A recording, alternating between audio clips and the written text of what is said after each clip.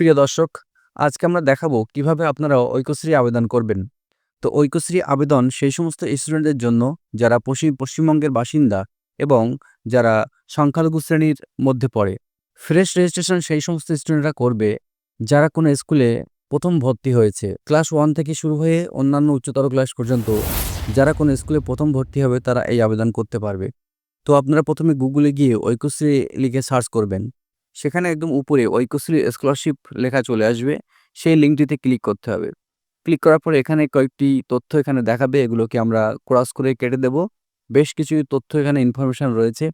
তো এবার আমরা সরাসরি স্টুডেন্ট প্যানেল এখানে ক্লিক করে এগিয়ে যাব। তারপর এখানে আপনারা অনেকগুলো অপশন দেখতে পাবেন। Fresh registration, renewal your application, registered student login ইত্যাদি দেখতে পাবেন। তো এখান থেকে আমরা ফ্রেশ রেজিস্ট্রেশন এই অপশনটিতে ক্লিক করব। এই অপশনটিতে ক্লিক করার পরে প্রথমে আপনাকে ডিস্ট্রিক্ট চয়েস করতে বলবে যে ডিস্ট্রিক্টে আপনার স্কুলটি রয়েছে।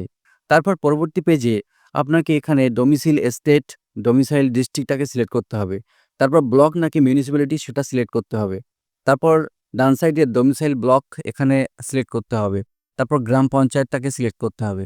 সিলেক্ট করার পরে এখানে স্টুডেন্টদের নাম, ফার্স্ট নেম, মিডল নেম এবং লাস্ট নেম দিতে হবে। ফাদার্স নেম দিতে হবে, মাদার্স নেম দিতে হবে।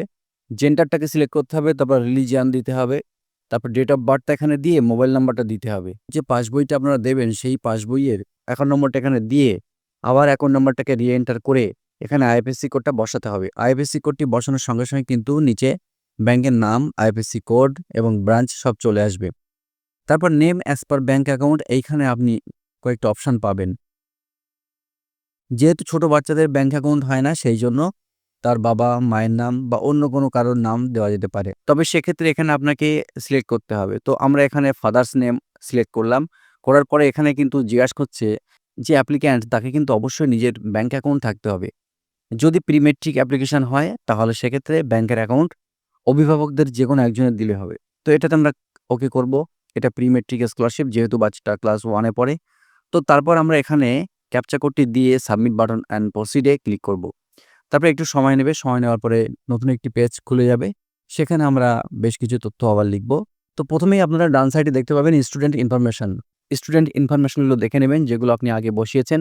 যদি ঠিকঠাক থেকে থাকে তাহলে তো অবশ্যই ঠিক আছে, পরের স্টেপে চলে যাবেন। না হলে আপনি এখানে এডিট করার অপশন পাবেন। তো এখানে স্কিম এলিজিবিলিটি রয়েছে। তো প্রথমে আমাদের ডিস্ট্রিক্ট রয়েছে, তারপর ব্লক আমরা সিলেক্ট করব।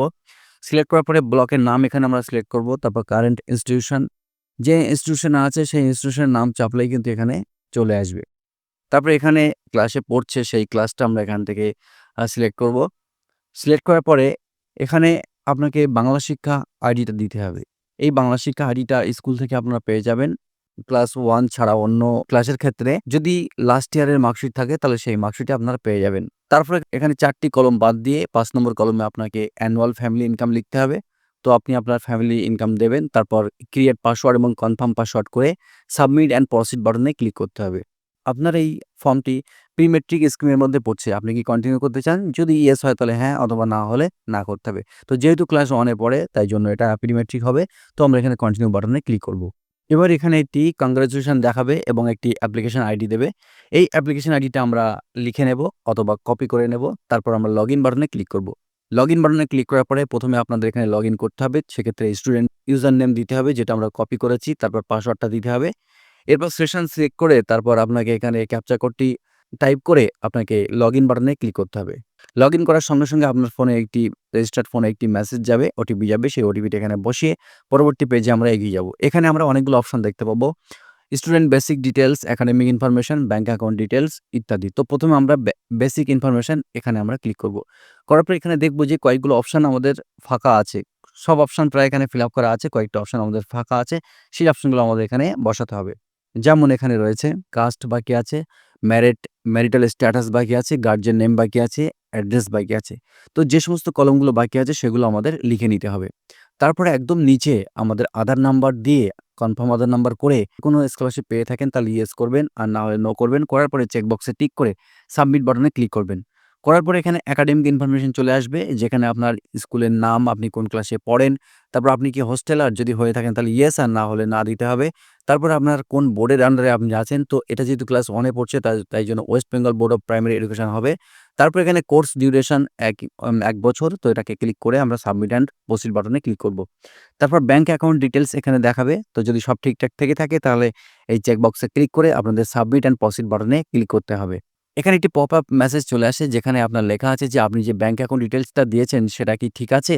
যদি থাকে তাহলে ওকে করতে হবে, আর না হলে ক্যানসেল করতে হবে। তো সেক্ষেত্রে আমরা ওকে করব এবং পরবর্তী পেজে আমরা এগিয়ে যাব। ওকে করার পরে একটি ফর্ম এখানে প্রি রিভিউ করতে বলবে। আপনি একবার দেখে নেবেন। যদি সবকিছু ঠিকঠাক থাকে তাহলে নিচে ৩ টি চেক বক্সে টিক করে ভেরিফাই অ্যান্ড লক অ্যাপ্লিকেশন করবেন। তো এখানে ওকে করতে হবে। একবার ওকে করা হয়ে গেলে কিন্তু আর আপনি এডিট করতে পারবেন না।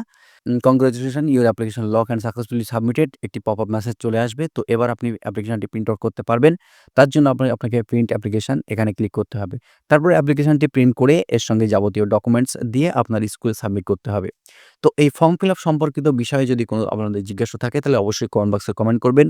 এর পরবর্তী ভিডিওতে আমরা দেখাবো যে কিভাবে স্কুলের তরফ থেকে কিভাবে ভেরিফাই হয় এবং স্টেটের তরফ থেকে কিভাবে ভেরিফাই হয়, সে সমস্ত বিষয়গুলো আমরা পরবর্তীতে আলোচনা করব।